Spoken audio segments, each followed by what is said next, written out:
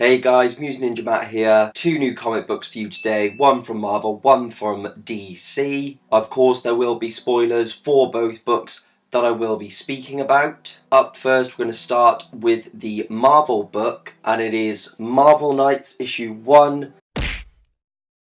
This is a mini-series that they are doing, just revisiting the Marvel Knights universe for the 20th anniversary. So this is written by Donny Cates with pencils by Travel Foreman. So as a quick rundown of the plot, Matt Murdock wakes up, he's at Karen Page's grave, but he doesn't know why he's there or who he is. We then see Frank Castle in a detective suit saying he just woke up himself and he's still trying to piece everything together in his head. And he tells Matt, "You are Daredevil." And Matt actually feels the Daredevil symbol on his chest and it starts coming back to him. We see that the person that is helping Frank piece it all together is actually Bruce Banner, and Bruce has got a list of all the people he needs to help remember who they are. We see on the list there is Captain America, there's Wolverine, Jessica Jones, Luke Cage, Iron Man and Elektra, and we see that Bullseye was actually watching these events unfold. Matt goes to see Foggy, but Foggy has no idea who he is, and Foggy actually works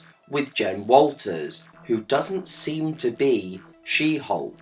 Matt runs off after he can't prove who he is, and he actually bumps into the Fantastic Four, and he sees them as the Fantastic Four, but when we see the Thing's reflection, he's a normal guy, and it's making me wonder, is everybody trapped in such a way that they don't even have their powers and they're seeing things differently? And at the very end, Karen Page actually returns to Matt Murdock. As a little backup, we see Bullseye goes to Kingpin, and Kingpin says, "Here's your file, here's who you are. I need your help because I need to figure out who all these heroes are. I know of them, but not who they are." We then see Kingpin is actually scared of somebody, and he mentions a machine. He says, "Why don't you just use the machine to make everybody forget again?" And the mysterious figure says, "Well, we can't. There's actually a dragon around it, and I don't know if this is meant literally or not." But Kingpin is actually talking to Doctor Doom, who is with Taskmaster and Crossbones. Now, the writing in this book, I actually really enjoyed it. I thought the action scenes were done very well. They were quite brutal. There was some really well-timed humour, like Frank has his encounter with Daredevil.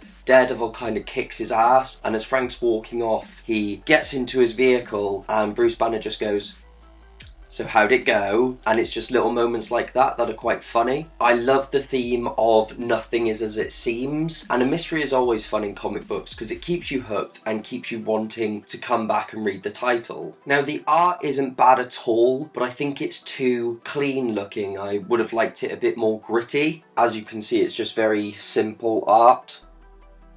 So overall for this book, I really liked the cast of characters. As I said, I love the mystery aspect of it. I do wish the art was a bit more gritty and rough around the edges. I think the characters are written well, they feel how they should feel. I'm excited to keep reading, find out what's actually happening, and to see how characters will interact with each other because their minds aren't fully pieced together. Moving on to the DC book now. This was a title I saw in some previews, and it's the kind of title I would have never picked up had I not read and seen the previews, and it's Electric Warriors issue 1.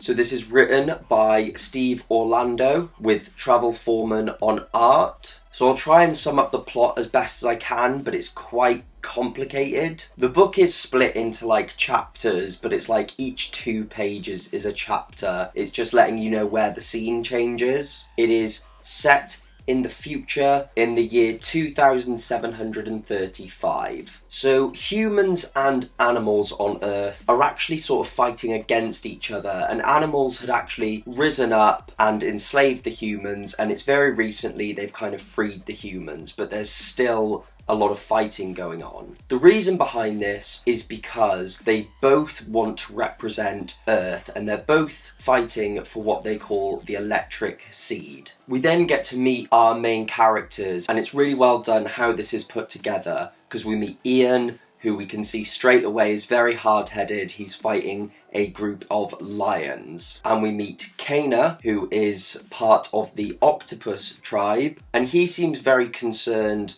by humans and the way that they behave. We see Ian's getting fixed up, and I really like how people treat him and how they look out for one another in this. Because when he turns up, the sort of townspeople are there and they're saying, well, of course, Ian's always getting into a fight, but he never wins, and they help him out with food and that sort of thing. There's also a comment about Earth being so toxic now that humans have pretty much built up a resistance to everything, so they're able to eat things that should be poisonous, stuff like that. Ian's brother is a hero to the humans because he is their electric warrior, and Kana, who we met earlier, is the electric warrior for animals. And this is a very big deal because it will be the first time that Earth actually has both the humans and the animal kingdom represented. It's actually a big step for the humans to have someone represent them. Another little detail I really like is just that sprocking is used as a curse word throughout the book. Ian's home life seems a bit on edge. He seems to argue with his parents. However, we can see he really cares for Oscar and just looks out for him. We see that the electric seed for Earth is actually being split in two, and it's a historic moment that we're going to have sort of two electric warriors from one planet, and it's the electric seed that gives these warriors their powers. Oscar and Kana go under what they call electrogenesis, and they become Warcry and Deep Dweller. So they seem to be heading to a place called Covenant, which is run by the Gildishband. So I think they're going to be our big bad guys for the series. One really cool touch is that Warcry is given Superman's cape. They're saying, oh, this is a big human relic, so you can use this, it will make you invulnerable. And we get this really cool conversation where Deep Dweller is saying it was actually Superman who inspired my people to release the Atlanteans and to free them because of Superman's ideas about unity. And Warcry says, actually, Superman just proved that humanity couldn't fight for itself and he made us weak. We then see that actually it wasn't Oscar that went at all, it was Ian. Ian swapped places with him to protect his brother. And at the end we get this reveal of Firestorm, and it's amazing because Firestorm actually looks like he might be the main villain. The writing is just incredible for this book because each animal is written differently. Everyone feels very unique, and the way they're written really matches their character. So you can see that some animals speak and they feel a lot more sophisticated, some feel much more brutish. Also, the way everyone's written, they just feel like real people. It feels like very natural ways of speaking. There are nods, of course, as I said, to Superman, but also